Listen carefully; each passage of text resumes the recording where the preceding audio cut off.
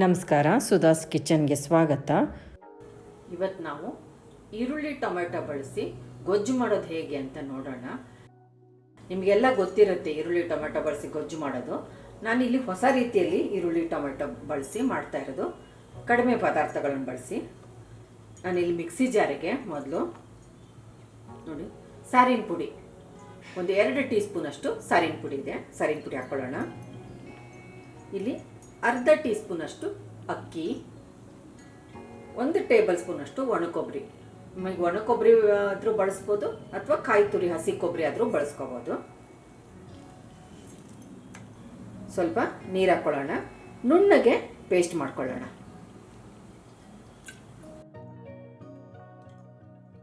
ನುಣ್ಣಗೆ ಪೇಸ್ಟ್ ಆಗಿರೋದು. ಈಗ ಗೊಜ್ಜು ಮಾಡ್ಕೊಳ್ಳೋಣ. ಎಣ್ಣೆ ಹಾಕ್ಕೊಳ್ಳೋಣ.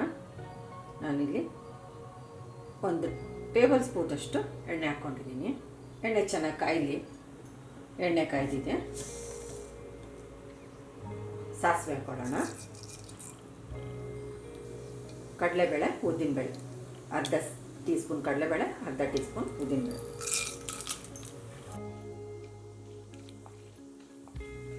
ಸ್ವಲ್ಪ ಕಡಲೆಬೇಳೆ ಕೆಂಪಗಾಗಲಿ. ಕಡಲೆಬೇಳೆ ಕೆಂಪಗಾಗಿದೆ. ನಾನಿಲ್ಲಿ ಮೀಡಿಯಮ್ ಸೈಜು 1 ಈರುಳ್ಳಿ ಉದ್ದುದ್ದಾಗಿ ತೆಳ್ಳಗೆ ಹೆಚ್ಕೊಂಡಿರೋದು, 2 ಹಸಿಮೆಣಸು,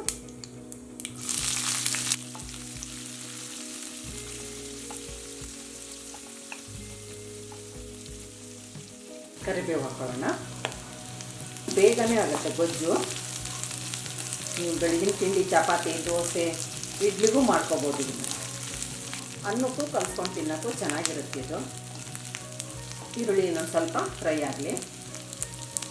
ಮುಚ್ಚಿಬಿಟ್ಟು ಸ್ವಲ್ಪ ಫ್ರೈ ಮಾಡ್ಕೊಳ್ಳೋಣ.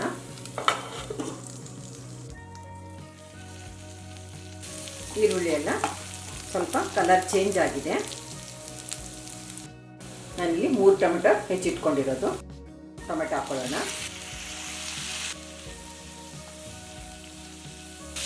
ರುಚಿಗೆ ತಕ್ಕಷ್ಟು ಉಪ್ಪು ಸೇರಿಸ್ಕೊಳ್ಳೋಣ. ನಾನಿಲ್ಲಿ ದಪ್ಪ ಉಪ್ಪು ಹಾಕಿರೋದು. ಟೊಮೆಟೊ ಒಂದು ಸ್ವಲ್ಪ ಮೆತ್ತಗಾಗಲಿ. ಮುಚ್ಚೋಣ. ಮೀಡಿಯಮ್ ಫ್ಲೇಮ್ ಇಟ್ಕೊಳ್ಳೋಣ. ಟೊಮೆಟೊ ಸ್ವಲ್ಪ ಮೆತ್ತಗಾಗಿದೆ. ರುಬ್ಬಿಟ್ಕೊಂಡಿರೋ ಮಸಾಲೆ ಸೇರಿಸ್ಕೊಳ್ಳೋಣ. ಅದಕ್ಕೆ ಒಂದು ಅರ್ಧ ಕಪ್ನಷ್ಟು ನೀರು ಹಾಕ್ಕೊಂಡು ಇದ್ದೀನಿ. ಸ್ವಲ್ಪ ಬೆಲ್ಲ ಸೇರಿಸ್ಕೊಳ್ಳೋಣ. ನಿಮಗೆ ಬೆಲ್ಲ ಬೇಕನ್ಸಿದ್ರೆ ಹಾಕ್ಕೊಳ್ಳಿ, ಬೆಲ್ಲ ಹಾಕಲೇಬೇಕಂತೇನಿಲ್ಲ. ಸ್ವಲ್ಪ ಟೇಸ್ಟ್ ಚೆನ್ನಾಗಿರುತ್ತೆ. ಮಕ್ಕಳಿಗೆ ಈ ಗೊಜ್ಜು ಸಿಹಿ ಹುಳಿ ತುಂಬ ಚೆನ್ನಾಗಿ ಅನಿಸುತ್ತೆ ತಿನ್ನೋಕ್ಕೆ. ಮುಚ್ಚಿಬಿಟ್ಟು ಬೇಯಿಸ್ಕೊಳ್ಳೋಣ. ನೋಡೋಣ. 3 ನಿಮಿಷ ಲೋ ಫ್ಲೇಮಲ್ಲೇ ಬೇಯಿಸ್ಕೊಂಡಿರೋದು ಟೊಮೆಟೊ ಈರುಳ್ಳಿ ಗೊಜ್ಜು ರೆಡಿಯಾಗಿದೆ.